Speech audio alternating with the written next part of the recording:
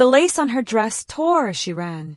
The veil tangled in her hair, and the heels she once dreamed of wearing now cut into her skin like punishment.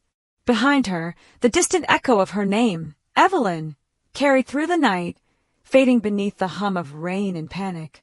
The wedding she'd spent months planning had turned into a prison. The man she was about to marry, Nathaniel Voss, wasn't the man she thought he was. She discovered it too, late in overheard conversation in the hallway, his voice cold and commanding. "Once we're married, her father's company is ours. Make sure she signs everything before the honeymoon." Evelyn hadn't waited for more. She'd fled. The rain soaked through her gown as she stumbled down the side street, heart pounding, mascara streaking like bruises down her cheeks. She had no plan, no direction, only one thought pulsing in her chest: get away. Headlights sliced through the darkness ahead. A black car slowed near her, its engine low and steady. "Hey!" she shouted, waving her arms before fear caught up to her. What if it was one of Nathaniel's men? What if they were already looking for her? The window rolled down halfway. A man's voice, calm, deep, unhurried, broke through the rain. "You shouldn't be out here in that dress." Evelyn froze. The man inside looked nothing like a stranger who'd stop for someone like her. He wore a tailored black suit, a white shirt unbuttoned, just enough to suggest power, not leisure. His eyes, storm gray and unreadable, lingered on her face, as if memorizing her fear. "I need to get away," she whispered. "Please, just drive." He didn't ask for details. He unlocked the passenger door with a soft click. "Get in." She hesitated for a moment, then dove in, pulling the wet fabric of her dress inside before slamming the door shut. The car smelled of cedar and faint smoke, the kind that clung to someone used to expensive cigars and dangerous company. He drove without asking her name, his hand steady on the wheel, the rhythm of rain tapping against the glass.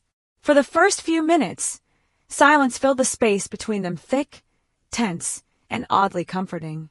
Finally, he glanced her way. "You're running from something." Her throat tightened. "Someone." His jaw flexed. "He hurt you." Evelyn stared out the window. "He lied to me."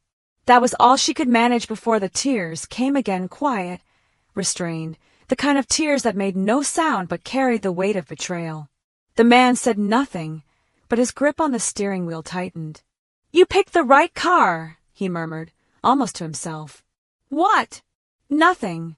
His voice was quiet, but his eyes softened for the first time. "You're safe now." They drove past the city limits, the streetlights fading into open roads lined with dark trees. Her pulse began to slow, her breathing steadier, but her mind still raced. "Where are we going?" "Somewhere no one will find you tonight." "Do you do this often?" she asked, trying to sound brave. He gave a half smile. "Pick up runaways in wedding dresses?" "Not exactly." Her lips trembled, half a laugh, half disbelief. "Then why help me?" His eyes met hers in the reflection of the window. "Let's just say I don't like men who take what isn't theirs." Evelyn turned to him then, really seeing him for the first time. There was something familiar about his face, not from a place she could name, but from a feeling. That sense of déjà vu that brushes against your heart, whispering, "You've seen this soul before, somewhere in the dark." "I don't even know your name," she said softly. He glanced at her again, then back at the road. "Call me Adrian." "Adrian," she repeated, her voice trembling slightly as she tucked her wet hair behind her ear. "Thank you." Her words caught when the headlights lit up a sign ahead, Voss Estates, private property. She froze. "Stop the car." Adrian slowed, pulling onto the shoulder. "Something wrong?" Her voice broke. "That name.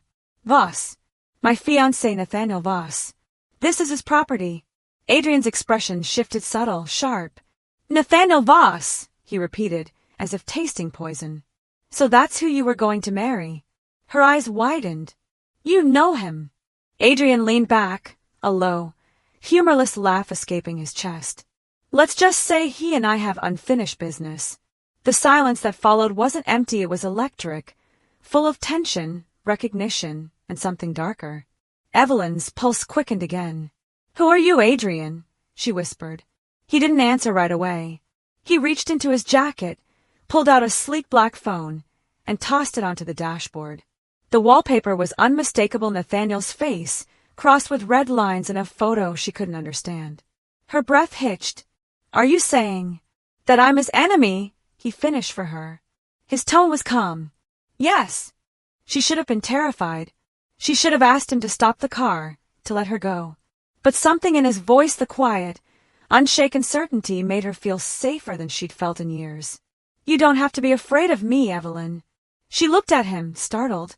"How do you know my name?" He smiled, faintly, his gaze returning to the road. "Because I've known about you long before tonight." The car sped into the darkness again, leaving behind the lights of the estate and everything she thought she knew. Outside, the rain turned to mist. Inside, her world was unraveling, and she didn't know whether she'd escaped danger or driven straight into its heart. The rain had stopped by the time they reached the edge of town. The horizon glowed faintly with dawn, the sky a pale promise of a new day, but to Evelyn, it felt like she was watching the world from the wrong side of glass. She sat in silence, clutching the edge of her ruined gown. Every heartbeat echoed with the same question. Who was Adrian, really? He pulled the car off the road and parked near an abandoned gas station. The quiet between them grew heavy. Then, without looking at her, Adrian said, "You were never meant to marry Nathaniel."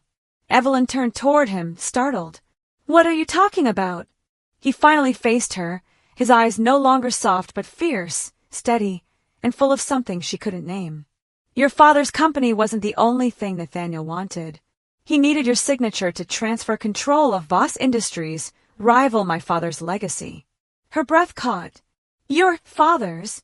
Adrian nodded once. "Marcus Hale. He built Hale International before Voss destroyed it. Nathaniel framed him for embezzlement, stole his patents, and drove him to his grave.